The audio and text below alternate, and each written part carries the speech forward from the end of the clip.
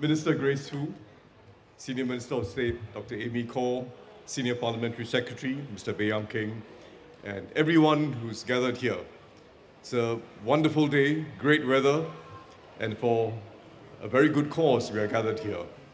For PUB, this is not just a one-day event, this is a whole month-long event. A month-long event which Singapore takes so seriously, because for us, water is existential. We've got to find ways in which all of us save water, conserve water, reuse water, so that Singapore can carry on being a thriving and lovely city. So thank you to all our folk in PUB for the wonderful work you've been doing over the years. And thank you for choosing Jurong Lake for this event today. It's entirely a coincidence that I'm familiar with Jurong Lake. But it's also because Jurong Lake is part of our strategy. It's one of our 17 reservoirs. And just imagine that, such a small country having 17 reservoirs. It shows how seriously we take water conservation and water management. So the lake is there for us to enjoy, but it's also part of a larger national system, how we conserve water. I think the theme that you've chosen is a nice theme. Save water in big ways or small ways. Everything is okay and everything is important. Everything's important. The video showed us all the different ways in which we save water in the home. Now that, of course, refers to the water that comes out of our taps and our showers, right? We're using it to wash the vegetables, we're using it to bathe, etc., etc. That's what comes out of the tap and our showers. But in fact, there's another dimension to this that we have to start thinking about in the years ahead, which is that the water that we use is not just what comes out of the tap, but what we are consuming, our furniture, and especially our food and our clothing. The food, clothing, furniture, everything we consume actually consumes water somewhere in the world. Somewhere in the world. There is a water footprint, just like there is a carbon footprint in everything we consume. And this is important because the world is now facing a water crisis. The world is running out of water, and every country must do its part to save water, not just what's coming out of the tap, but save water by consuming differently and still enjoying life. Still enjoy life, still have wonderful food, still have a way in which our homes are a nice place to live in, and the whole of Singapore is a nice place to live in. We do not need to reduce our standard of living in order to save water. And one of the things we'll have to think about in the years ahead is how we change our diets. How we change our diets so that we stay healthy, in fact we become healthier, and how we can save water. Because the reality is, food production or agriculture, everywhere in the world, when you add it up, agriculture accounts for 70% of the water that the world uses.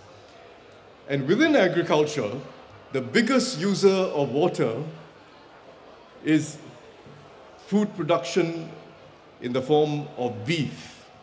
Beef consumes a phenomenal amount of water. Just 1 pound of beef, by the way, just 1 pound of beef consumes about 40 bathtubs of water. It's about 1,900 gallons of water. Just 1 pound of beef, 40 gallons of water. And the reason is because when we eat animal protein, beef, etc., the animals need a lot of water themselves because the animals need a lot of food to grow. And producing the crops for animal feed requires a lot of water. And there are many other reasons. But we have to shift our diets. It doesn't mean we all become vegetarian. Some of us should become vegetarian. It would be, I'm sure, a very healthy option. But we don't need to all become vegetarians. First, it means, as we've been saying for many years now, and we're taking very seriously, and the Ministry for Sustainability and Environment keeps advising us, don't waste food. Just don't waste food. We're wasting too much food. That's the first thing. Secondly, and this is true for most countries which are now a little more advanced, we're eating too much protein. In fact, we're eating more protein than is required every day, and the excess is just passed out in waste. We're eating too much protein. And we can actually have very healthy, tasty diets without eating so much protein. It's protein from animals especially that consumes a lot of water somewhere in the world. And thirdly, we should consume less beef, because beef is the biggest consumer of water globally. It's about 3 times as much as chicken and pork. And chicken and pork consume 3 times as much as all the plant-based sources of protein, all the beans, soy, and so on and so forth. So actually, beef consumes about 10 times as much as all these true alternatives, vegetable-based alternatives. We don't need to go to zero beef. We don't need to go to zero chicken or pork. We can still eat chicken and beef and pork, but just eat less and start shifting our diet, shifting towards more vegetable-based proteins that allow us to stay healthy, in fact, healthier, I would say, and which, very importantly, can still be very tasty diets. We can enjoy life. So this is one way in which we can keep enjoying life, but shift our diet and contributing to solving a major global problem, which is a water crisis, which also leads to a climate crisis. So I wanted to mention that because this is something we have to think about in the years ahead. Beyond just saving what comes out of the tap in our home, changing our diets, buying less fast fashion, and changing our clothes less often.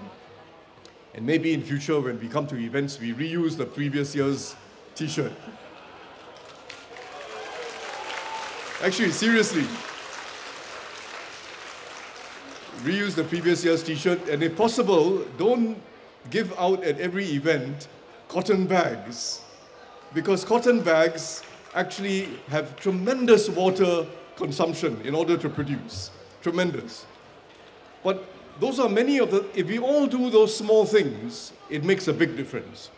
Then there's some big things we are doing, and this again is credit to the PUB. Every drop of water in Singapore reflects innovation. And we know about new water, we know about desalination. Every drop of water reflects the fact that PUB, through its innovation and working with companies, has allowed us now to be much more secure in Singapore in water, much more water resilient. But PUB is now thinking further, because when we think of recycling, when we think of desalination, it's very good, but it uses a lot of energy, And now PUB is looking at ways in which it can reduce the amount of energy required in desalination and water recycling, which is a very important task. And they're doing a few things, and I'll just mention 2 things very quickly. One of the things they're doing is, in desalination, a lot of energy is used in pre-treating the water. The water may have algae, it may have a little bit of oil in it, there may be other pollutants in it. And pre-treating the water is very important. And it's a very energy-intensive process. And what PUB is doing is now experimenting with the new technologies, such as using ceramic membranes to replace the multi-stage process to treat water. And that will cut down quite dramatically the amount of energy that is required in desalination. And if we can do it well, this solution can be used by other countries as well. And that's what Singapore does. Take the lead, innovate, and then the solutions get used by other countries. Another very interesting innovation that PUB is pursuing, together with Nanyang Technological University and a company called Aquaporin Asia, is in water recycling. Reverse osmosis, a technical term, but that's at the heart of water recycling. But they're trying to make use of membranes now that mimic the human body. And what they're doing is they are lining the membranes with proteins and lipids so that they become more permeable for water. Again, it's a way of reducing energy demand. Reverse osmosis uses a lot of energy, and they're reducing energy demand that way. So this is a little bit technical, but it's very important. The innovations that PUB is undertaking with our universities and with companies are really a very important part of the solution to making Singapore a climate-friendly and water-friendly place. So thank you to everyone. Save water in every way we can, and start thinking about how often we change our clothes. Start thinking about what we are eating, but enjoy life. Enjoy life. Have wonderful meals. have a healthy diet, just cut down on the beef, start shifting. Don't have to go to zero. Eventually, I think go to zero, but slowly, step by step, start. Ipu, ipu. And you can have a healthy, tasty diet, and our children especially have to learn this. Don't waste food, take less beef, if possible, take a bit less chicken and pork as well, and start shifting to plant-based foods. Thank you very much.